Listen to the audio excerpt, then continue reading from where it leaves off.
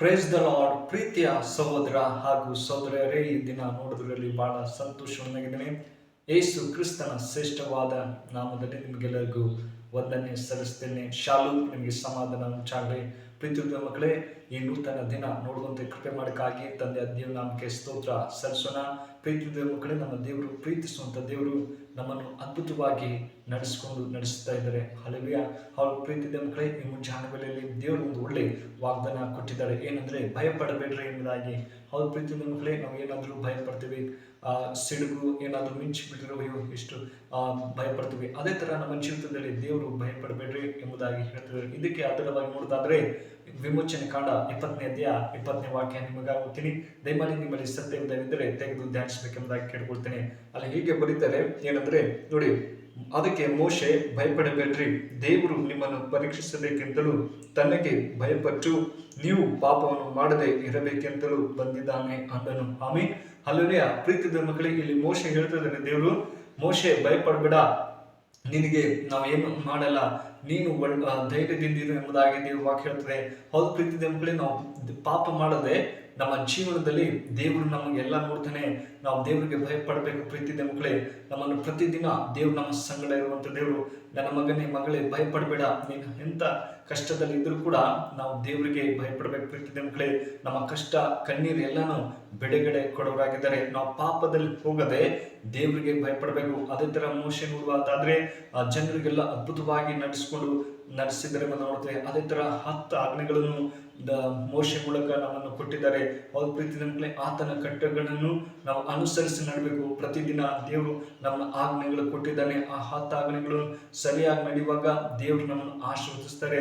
ಅದೇ ತರ ದಾವೀದನ ಬರೆದ ಕೀರ್ತನೆ 111ನೇ ವಾಕ್ಯ ಇರ್ತದೆ, ಏನಂದ್ರೆ, ಯೆಹೋವನ ಭಯವೇ ಜ್ಞಾನಕ್ಕೆ ಮೂಲವು ಎಂಬುದಾಗಿ. ಹೌದು ಪ್ರೀತಿಯ ಮಕ್ಕಳೇ, ದೇವರು ನಮಗೆ ಜ್ಞಾನ ಕೊಡುವಂತ ದೇವರು.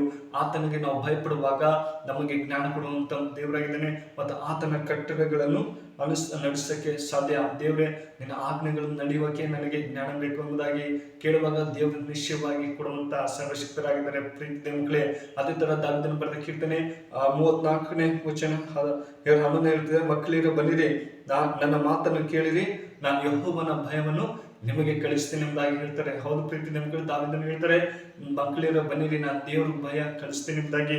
ಹೌದು ಪ್ರೀತಿಯ ಮಕ್ಕಳು, ನಮ್ಮಲ್ಲಿ ದೇವ್ರ ಭಯ ಇರುವಾಗ ನಾವು ಹೆಚ್ಚಾಗಿ ಪಾಪ ಮಾಡದೆ ಒಳ್ಳೆ ಮಾರ್ಗದಲ್ಲಿ ನಡೆಯಕ್ಕೆ ಸಾಧ್ಯ. ಈ ದಿನಗಳಲ್ಲಿ ನೋಡೋದಾದ್ರೆ ಎಷ್ಟು ಕುಟುಂಬಗಳಲ್ಲಿ ಪಾಪದಲ್ಲಿ ಜೀವಿಸ್ತಾ ಇದ್ದಾರೆ. ಆದ್ರೂ ಕೂಡ, ಅಯ್ಯೋ, ನಾನು ಒಳ್ಳೆ ದೇವ್ರ ಭಯ ಭಕ್ತಿಯಿಂದ ನಡೀತಾ ಇದ್ದೀನಿ ಎಂಬುದಾಗಿ ಹೇಳ್ತಾರೆ. ನಿಜ, ಇಲ್ಲಂತಲ್ಲ. ಆದ್ರೂ ಕೂಡ ನಾವ್ ಯಾವ ರೀತಿಯಲ್ಲಿ ನಡೀತಾ ಇದ್ದೀವಿ ಎಂಬುದು ಬಹಳ ಮುಖ್ಯವಾಗಿದೆ. ಪ್ರೀತಿಯ ಮಕ್ಕಳೇ, ನಾವು ಒಂದು ಪ್ರಶ್ನೆ ಮಾಡಿಕೊಳ್ಬೇಕು. ಇಲ್ಲಿ ದೇವ್ರು ಹೇಳ್ತಾರೆ, ಭಯಪಡಬೇಡ್ರಿ, ನಾನು ನಿಮ್ಮ ಸಂಗಡ ಇರ್ತೀನಿ ಎಂಬುದಾಗಿ. ಹೌದು ಪ್ರೀತಿಯ ಮಕ್ಕಳೇ, ಮನುಷ್ಯ ಸಂಗಡ ಇದ್ದ ಹಾಗೆ ಇಂದು ಕೂಡ ನಮ್ಮ ಸಂಗಡ ಇರುವಂತ ದೇವರಾಗಿದ್ದಾರೆ. ದೇವ್ರ ಮಕ್ಕಳೇ, ದೇವ್ರು ಎಂದಿಗೂ ಕೈ ಬಿಡೋದಿಲ್ಲ. ಕೈ ಹಿಡಿದು ನಮ್ಮನ್ನು ಅದ್ಭುತವಾಗಿ ನಡೆಸ್ತಾನೆ. ಎಂತ ಕಷ್ಟ, ವೇದನೆ, ಸಮಸ್ಯೆ ಇದ್ರೂ ಕೂಡ ದೇವ್ರು ನಮಗೆ ಭಯಪಡಬೇಡ ಅನ್ನೋದಾಗಿ ಹೇಳ್ತಾರೆ. ಹೌದು ಪ್ರೀತಿಯ ಮಕ್ಕಳೇ, ನಾವು ಪಾಪನ ಬಿಟ್ಟು ದೇವ್ರೇ, ನಾನು ಒಳ್ಳೆ ಮಾರ್ಗದಲ್ಲಿ ನಡೆಯುವಂತೆ ಸಹಾಯ ಮಾಡು, ನಿನ್ನ ಆಜ್ಞೆಗಳನ್ನು ಕೈಗೊಂಡು ನಡೆಯುವಂತೆ ಸಹಾಯ ಮಾಡಪ್ಪ ಅಂತ ಕೇಳುವಾಗ ನಿಶ್ಚಯವಾಗಿ ಸಹಾಯ ಮಾಡುವಂತ ಸರ್ವಶಕ್ತರಾಗಿದ್ದಾರೆ. ಪ್ರೀತಿಯ ಮಕ್ಕಳೇ, ಈ ಮುಂಜಾನೆ ವೇಳೆಯಲ್ಲಿ ದೇವರು ನಿಮ್ಮ ಸಂಗಡ ಇರ್ತಾನೆ. ನೀವು ಪಾಪದ ಮಾರ್ಗದಲ್ಲಿ ಹೋಗದೆ ಒಳ್ಳೆ ಮಾರ್ಗದಲ್ಲಿ ನಡೆಯುವಾಗ ದೇವರು ನಿಮ್ಮನ್ನು ಮತ್ತು ನಿಮ್ಮ ಕುಟುಂಬವನ್ನು ಆಶೀರ್ವದಿಸಿ ನಡೆಸ್ತಾನೆ. ಪ್ರೀತಿಯ ಮಕ್ಕಳೇ, ಈ ವಿಡಿಯೋ ಇಷ್ಟವಾದರೆ ದಯಮಾಡಿ ಲೈಕ್ ಕೊಡಿ ಮತ್ತೆ ಸಬ್ಸ್ಕ್ರೈಬ್ ಮಾಡಿ, ಇತರಿಗೆ ಶೇರ್ ಮಾಡಬೇಕೆಂಬ ಪ್ರೀತಿಯಿಂದ ಕೇಳಿಕೊಡ್ತೇನೆ. ದೇವರ ವಾಕ್ಯ ನಿಮ್ಮ ಜೀವಿತದಲ್ಲಿ ಆಶೀರ್ವದಿಸಿ ಕಾಪಾಡಿ. ಪ್ರಾರ್ಥನೆ ಮಾಡೋಣ, ಕಣ್ಮುಚ್ಚಿಕೊಂಡು ಪ್ರಾರ್ಥನಾ. ಪರಿಶುದ್ಧನೆ ಪ್ರೀತಿಗಳು ದೇವರೇ, ಒಳ್ಳೆ ಸಮಯಕ್ಕಾಗಿ ಸ್ತೋತ್ರ. ಕಳೆದ ವಾರ ಅದ್ಭುತವಾಗಿ ಕಾಪಾಡಿಕೊಂಡು ಈ ನೂತನ ದಿನ ನೋಡುತ್ತೆ ಸಾಯದಪ್ಪ, ನಿಮಗೆ ಸ್ತೋತ್ರ.